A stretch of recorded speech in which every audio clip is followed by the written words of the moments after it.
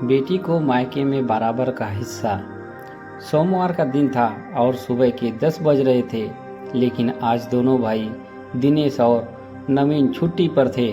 दोनों भाई आपस में बातें कर ही रहे थे कि उनकी बातें सुनकर हिना, नवीन की पत्नी, रसोई में अपनी जेठानी नेहा के पास गई और उससे बोली, अरे सुना आपने भाभी, आज सुरेखा आ रही है फिर से? अभी पिछले महीने ही तो आई थी।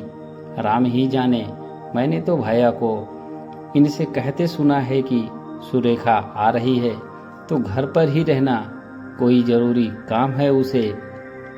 ऐसा क्या काम आ पड़ा जो इतनी जल्दी दोबारा आ रही है? और क्या काम होगा? बाबूजी की प्रॉपर्टी में से अपना हिस्सा चाहिए होगा, इसीलिए आ रही होगी। पिछली बार तो बोल नहीं पाई होगी। आखिर बाबूजी ख़त्म ही हुए थे और रिश्तेदार सब यही थे, लेकिन अब तो अपना हिस्सा लेगी।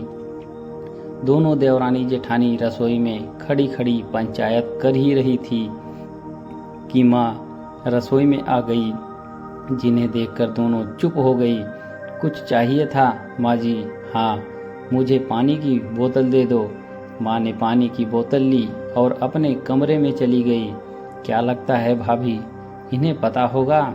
अरे होगा क्यों नहीं, देख ले, चोरी छुपे अपनी बातें सुन रही थी। दोनों देवरानी जेठानी की पंचायती बदस्तूर जारी थी कि इतने में रमन जेठानी का बेटा ने आकर बताया कि सुरेखा बुआ आई हैं, लो आ गई, तैयार हो जाओ सब सेवा चकारी करने के लिए। एक तो सेवा भी करो, ऊपर से इन्हें हिस्सा भी चाहिए। ध्यान रखना, एक पल के लिए भी अकेला मत छोड़ना। देखें क्या क्या मांगती हैं। दोनों देवरानी जेठानी बाहर आई तो देखा सुरेखा अकेली ही आई है। पवन जी नंदोई साथ नहीं आए। सुरेखा रामस्वरूप शर्मा और कमला जी की बेटी दोनों भाइयों से छोटी पर सबकी लाडली थी। जब तक कि घर गृहस्थी की जिम्मेदारी भाई भाभियों पर न आई, जब तक रामस्वरूप जी ठीक थे, दोनों भाइयों की पूरी शिक्षा होने के बाद दोनों के विवाह भी काफ़ी अच्छे तरीके से किए गए थे।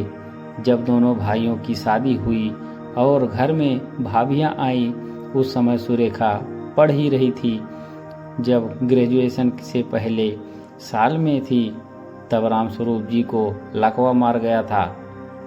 इस कारण से घर की पूरी बागडोर भाई भाभियों के हाथ में आ गई। माँ भी इस स्थिति में नहीं थी कि कुछ बोल सके। इसके बाद तो उन्होंने सुरेखा की पढ़ाई भी रुकवा दी। सुरेखा की हालात नौकरी से भी बदतर हो चुकी थी। दोनों भाभी हैं, उसे दिन भर काम में लगाए रखती, ना खाना खाने को ढंग से देती, ना ही ढंग के कपड़े। माता पिता का दिल रोता, लेकिन मजबूर थे। जब जवान बहन के लिए तो लोग कहेंगे ही, इसीलिए शादी करना भी मजबूरी थी। नहीं तो मुफ्त के नौकरानी किसे बुरी लगती है। पैसों का रोना रोकर सामूहिक सम्मेलन में उसका विवाह करा दिया गया। यहाँ तक कि लड़का भी अपनी बराबरी के देखने की तवज्जो ना उठाई। सुरेखा से 10 साल बड़े लड़के से उसकी शादी कर दी। ऐसा नहीं था कि आर्थिक स्थिति बिल्कुल गिर चुकी थी। बड़ा भाई जहाँ पिताजी के जमे जमाए व्यापार को संभाल रहा था, वहीं छोटा भाई खुद एक एडवोकेट था, पर लालच। लेकिन सुरेखा की किस्मत अच्छी थी कि पवन गरीब, उम्र में बड़ा और कम पढ़ा लिखा ही सही, पर स्वभाव का काफ़ी अच्छा था। वह सुरेखा को पूरा सम्मान दिया करता था। अपनी बेटी को कम में ही सही, लेकिन संतुष्ट देखकर माता पिता को बड़ी खुशी होती। हालांकि जब भी वह माँ के आती तो अपनी बेटी के साथ अपने बेटे बहू का व्यवहार देखकर उसे दुख भी होता। इतना तो वह जानते थे कि मरने के बाद बेटी का मायका खत्म है। रामस्वरूप जी चाहते थे कि मरने से पहले अपने बेटी को उनका हिस्सा मिल जाए, लेकिन वे अपने बेटे बहुओं की नीयत अच्छी तरह से जानते थे, पर ऐसा हो ना सका। इसीलिए रामस्वरूप जी खुद अपनी बेटी को कहकर गए थे कि बिटिया, मेरे मरने के बाद अपना हिस्सा जरूर लेना। थोड़ी देर बाद अचानक बाहर से बड़े भैया के जोर जोर से बोलने की आवाज़ आने लगी। देखो सुरेखा, अगर तुम्हें प्रॉपर्टी में से हिस्सा चाहिए तो फिर अपना मायका भूल जाओ। यह क्या कह रहे हो भैया? अरे सही तो कह रहे हैं। क्या अपने हिस्से के लिए मायका छोड़ दोगी? कल को आपके बच्चों की शादी होगी तो भात कौन भरेगा? अब की बार बड़ी भाभी ने कहा, माफ़ करना भाभी, लेकिन मुझे नहीं चाहिए आपका भात।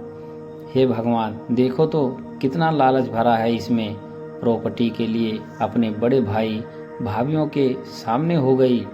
छोटे भाई ने कहा, भैया आप एक एडवोकेट होकर कैसी बात कर रहे हो? आपको पता है ना कि बेटी का भी पिता की संपत्ति में बराबर का हिस्सा होता है। हाँ होता है, कानूनन अधिकार दिया गया है, लेकिन क्या? जो भी है साफ साफ कहिए। अरे तुम्हारे भैया नहीं कह पा रहे हैं, मैं बताती हूँ तुम्हें हिस्सा देकर करें क्या? यह हिस्सा तो तुम्हारे साथ तुम्हारे ससुराल ही चला जाएगा। कल तो तुम्हारे बच्चों की शादी होगी तो उन्हें भात भरना पड़ेगा, तो उनका खर्चा अलग। यहाँ माँ हमारे साथ रहती हैं, इनका खर्चा पानी अलग। तो क्या करना, सारा खर्चा हम ही करेंगे। बस भाभी, बहुत बोल लिया। आप लोगों ने आज तक बर्दाश्त ही करती रही, पर अब मुझे मेरे पिता की प्रॉपर्टी में से हिस्सा तो चाहिए। रही बात तुम्हारे भात के खर्चों की, तो हम भरने की ज़रूरत नहीं है। वैसे भी अगर कभी सम्मान दिया होता तो शायद मैं यह सब छोड़ देती, पर नहीं, अब तो बिल्कुल नहीं। अब तो मैं अपना हिस्सा लेकर ही रहूँगी, चाहे इसके लिए मुझे कोर्ट में आपके खिलाफ खड़ा क्यों ना होना पड़े। और रही बात माँ की, तो फिक्र मत कीजिए, उन्हें मैं अपने साथ ले जाऊंगी। हिस्सा बराबर का ले रही हूँ तो जिम्मेदारी भी बराबर की लूंगी। आज तक कुछ ना बोलने वाली सुरेखा का इस तरह का रुख देखकर सबकी बोलती बंद हो गई। इतना तो सबको समझ में आ चुका था कि सुरेखा अब चुप रहने वाली नहीं है। इतना तो भाई भी जानते थे कि अब सुरेखा ने कानून का सहारा लिया तो उसे हिस्सा बराबर का ही मिलेगा। इसीलिए कुछ दिनों बाद, काफ़ी मनमुटाव के बाद, सुरेखा को उसका हिस्सा दे दिया गया। पर उसके बाद सुरेखा के लिए मायका हमेशा के लिए ख़त्म ही रहा। यह विडंबना है हमारे समाज की।